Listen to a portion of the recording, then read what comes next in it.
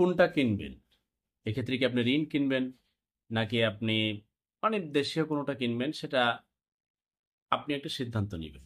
এই মুহূর্তে কেন এটা আলোচনা খুব জরুরি আসছে, আমরা দেখেছি যে অতি আবেগের মুষ্টিমেয় কিছু মানুষের বাড়াবাড়ি করতে গিয়ে আন্দোলনের স্পিরিট পুরোটা নষ্ট করে দিয়েছে, আন্দোলনকে বিতর্কিত করেছে, আন্দোলন কর্মীদেরকে ছোট করেছে।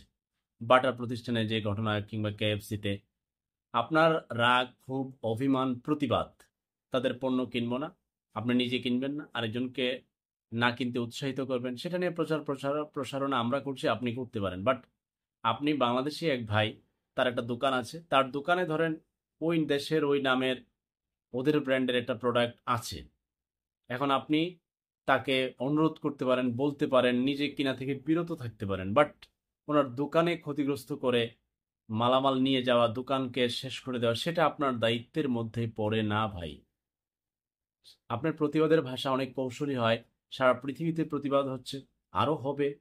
আমরা যে জায়গায় বরং জোর গলায় প্রশ্ন রাখতে পারি, আলোচনায় আনতে পারি, জাতিসংঘ চুপ কেন, সৌদি আরব কি করছে, ইরান কি করছে, তুরস্ক কি করছে, জর্ডান কি করছে, ইরাক কি করছে, মুসলিম বিশ্বের একতা আছে নাকি নেই, বড় বড় মুসলিম বিশ্বের যে শক্তি সামর্থ্য সেগুলো কোথায়, কিংবা জাতিসংঘ চুপ কেন, উন্নত বিশ্বের আরো যারা মানবাধিকার লঙ্ঘন নিয়ে কাজ করে তারা কোথায়, আমরা সেসব বিষয় খুব জোরালো ভাবে উপস্থাপন করতে পারি এবং প্রতিবাদের ভাষা আমাদের আরো কৌশলী, আরো বিশদভাবে করতে পারি। কিন্তু একেবারে নিম্নমানের যে প্রতিবাদটা দাঁড়িয়ে করিয়েছেন আপনারা, কিছু কিছু অল্প কিছু অতি আবেগে, সেখানে অনেক মানুষ বাধা দিয়েছে যে এইভাবে তোমরা করো না।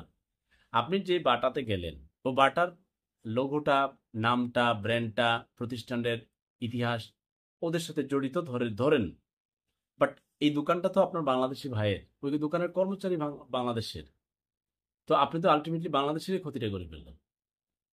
এই জায়গায় একটু আপনাকে রয়েস হয়ে কাজ করতে হবে। আরো একটা গুরুত্বপূর্ণ বিষয় হচ্ছে, রাষ্ট্রীয়ভাবে বিনিয়োগ সম্মেলন চলতেছে, পৃথিবীর বিভিন্ন দেশের বিনিয়োগকারীরা এখানে বিনিয়োগের জন্য আসতেছে। এই মুহূর্তে আপনার এই এই ক্ষতিগ্রস্ত করার ফুটেজ এবং আপনার এই বিভিন্ন প্রতিষ্ঠানে ঢুকে পড়ে সেখানে মালামাল নিয়ে যাওয়া, মালামাল ভাঙচুর করা, সেই ফুটেজগুলো কিন্তু তাদের মনে নেগেটিভ চিন্তা তৈরি করবে, আলটিমেটলি আপনার দেশের ক্ষতি হবে। সেই দৃষ্টিকোণ থেকে আপনাকে একটু রয়েস হয়ে কাজ করতে হবে। আপনি কৌশলে আপনি তাদের যে পৃথিবীব্যাপী প্রোডাক্টগুলো আছে, ব্র্যান্ডগুলো আছে, সেগুলো প্রচার প্রসারণা সোশ্যাল মিডিয়া চলছে, আপনি দেখে দেখে এটা বাদ দিয়ে দেশের প্রোডাক্ট কিনেন, সেটার প্রতিবাদও হলো, দেশের উন্নয়নও হলো, আপনার অর্থ তাদের সহযোগিতা না পাইলেও সেটা তো বেস্ট।